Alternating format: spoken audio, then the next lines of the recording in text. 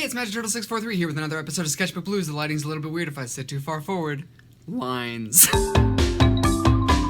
So I went home to visit my family over Christmas, as you do, and I opened a big Rubbermaid box full of old drawings that I made as a child, some of which I haven't seen since I made them, so some of these are decades old. Let's dive in and explore some of the crazy stuff that my young self made. Some of them are horrifying. Here we have some sort of superhero guy who's got he's like a mixture of Batman and the Juggernaut mixed with Darth Vader with a lightsaber there. It looks like his cape is made out of Play-Doh, and he's got a little clown horn there, one of those His name is Bewarer? You have to beware of the bewarer. He's the guy that makes you need to beware. He's the bewarer. He's the one that does the bewaring. This one's a little disturbing. It's just like a colored pencil drawing of a forest, and it just says, vulture. Is that supposed to be a vulture, or is it just like a bat that's been split open? On the other side, I like my eggs scrambled. They taste good. Are you sure you like your eggs scrambled, young Ben? Because it looks like you're beholding the horrors of the cosmos as you shovel that into your gullet.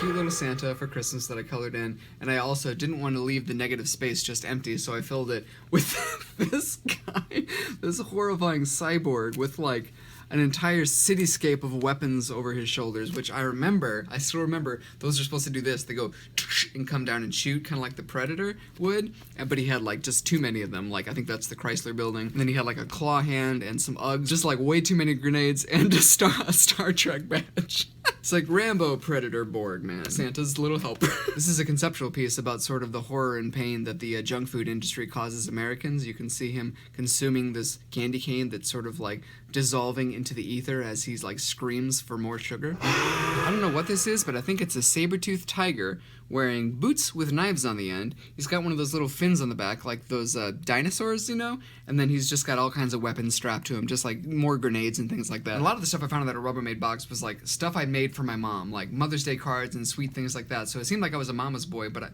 how much of a mama's boy could I be if my representation of her was this? Just stare at that for a while, and you'll start to hear whispers from the nether realm. But I should cut myself some slack, because my representation of myself wasn't much better.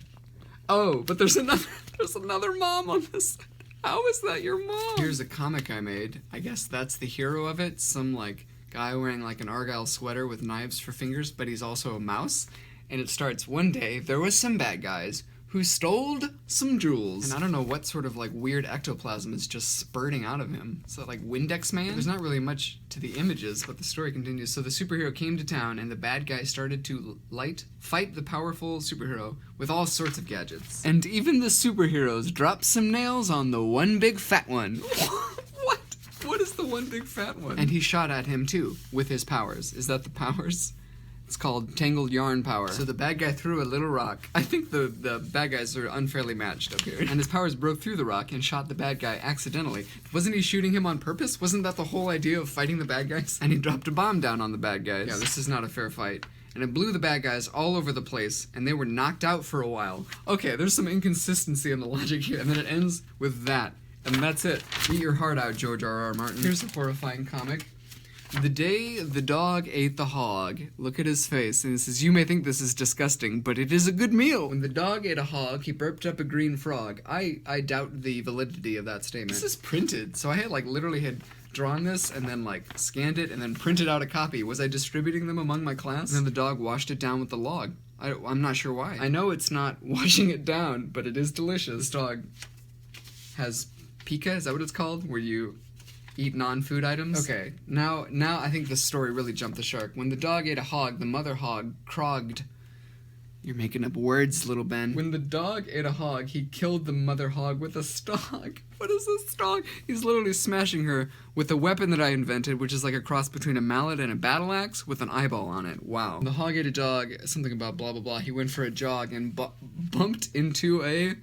I don't know, it's cut off, but I'm assuming it's that thing, and I'm gonna guess that it ends in og. I don't know, and then it ends with him in outer space. Who cares? That's it for Sketchbook Blues. I hope you enjoyed this terrifying glimpse into the tormented mind of my young self. I'll see you next time, and remember, if you got a bog, then you gotta run into a strog and eat a trog and make sure that every flog is a blog. A blog! I actually ended up with the real word. Yeah, start a blog about eating a hog and call it Pork Recipes.